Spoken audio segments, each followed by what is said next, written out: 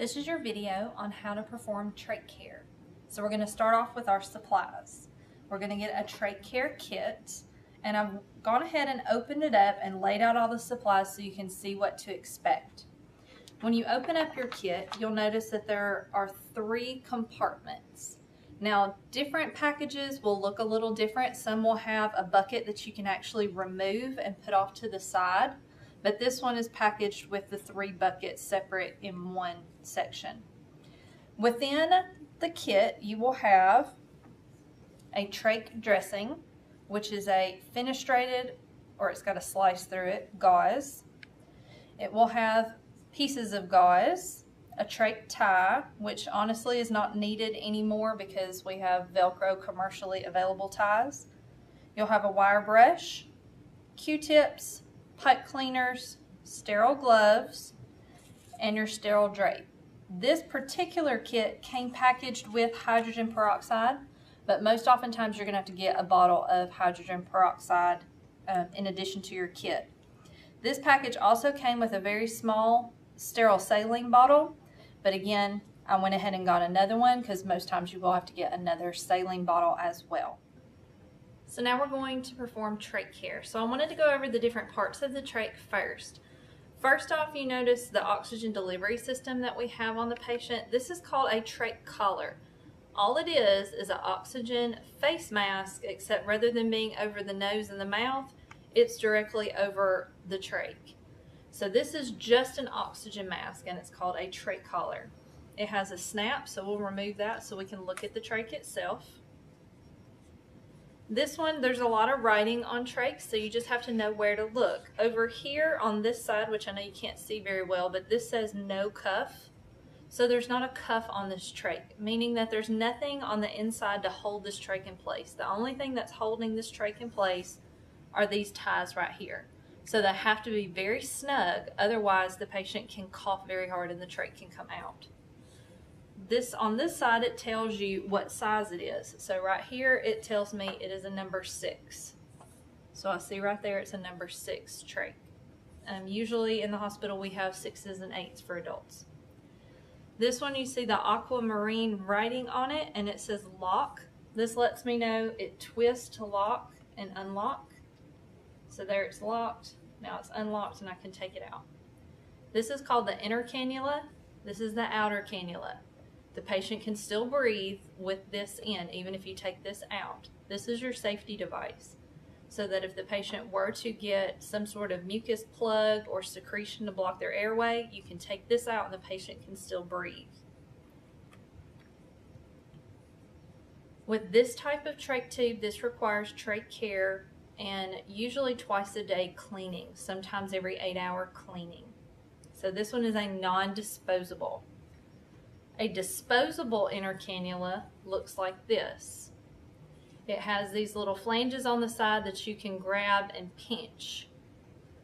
Trachs that have inner cannulas like this, these are disposable, so they can be thrown away and replaced every day or twice a day. The other thing you may see is a red cap, and this is an entire tube.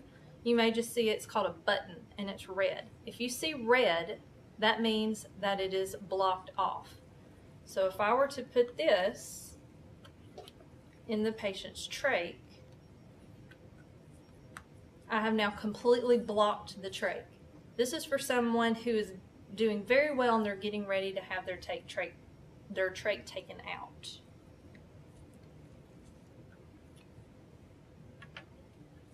The last thing I want to show you is called the obturator. This should be in your patient's room somewhere. A lot of times it's in a Ziploc bag and it's taped up to the side of the bed, or it's in a Ziploc bag and in a drawer in the patient's room. This is if the patient were to cough their trach out. This fits actually in there. So if they were to cough this part out, this outer cannula, this is how you can replace it. So this is for safety only, and it's called an obturator. So now we're going to do trach care. So I have my trach care kit. So I'm going to open it away from me. And this is what it looks like when you open it. The gloves are just sitting there. Yes, they look like that. Most of the time, they look like a big crumbled mess, but we made ours look pretty today. So I'll turn it around and put my sterile gloves on.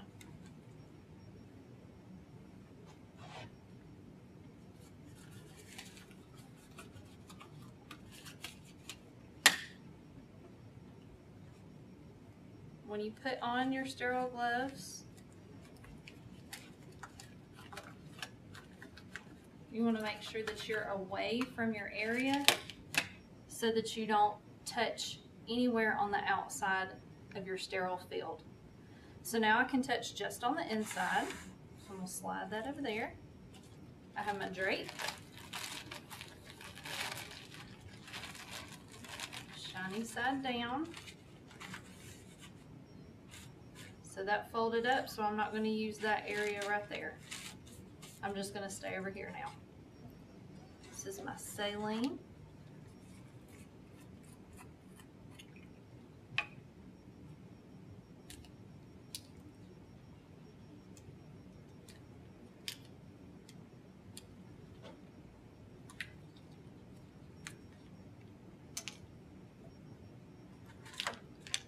I'm just going to empty all of my contents onto my sterile field.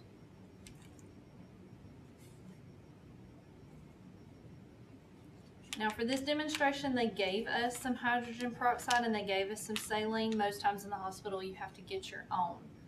So at this point in time, I'm ready to contaminate my non-dominant hand.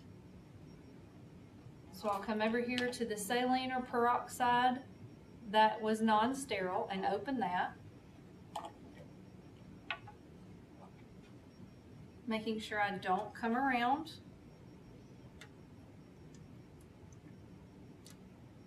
And you're going to fill up all 3 buckets with your fluid.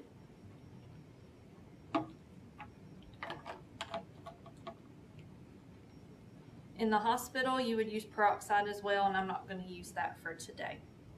So now with my non-dominant hand, I'm going to remove the oxygen mask, twist the inner cannula, pull down, and on a real patient, you need to turn towards yourself as you come out because most of the time their chest is a little too close.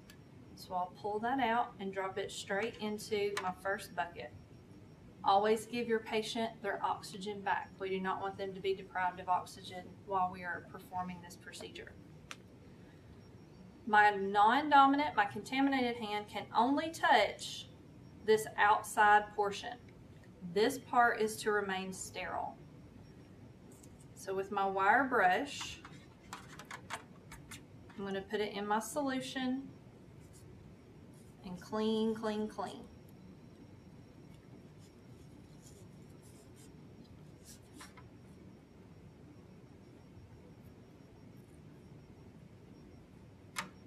I'm done with the wire brush. Now I'll rinse in my other bucket. Tap. I can move the oxygen now because the sterile part is over with. And lock it back in place. That's the only thing that's sterile about this procedure. Now I'm ready to clean the outside. So with the last bucket that I haven't used, I get my Q-tips and I want, making sure they don't take away their oxygen, I want to go behind the neck plate and wipe right where the trach actually goes into the patient's neck and throw that away. And then I'll do the same for the underside and throw that away. You have a lot of gauze in your kit, and this is for if a patient has a lot of secretions, you can take one of your gauze wipes, dip it in your saline, and clean up any extra goopies and yuckiness that may be around the trach. What else I like to do is to dampen one, and these get really yucky sometimes, to come in and clean this really good. And then the only thing left to do is take our trach dressing, our fenestrated trach dressing, and this goes under the trach itself.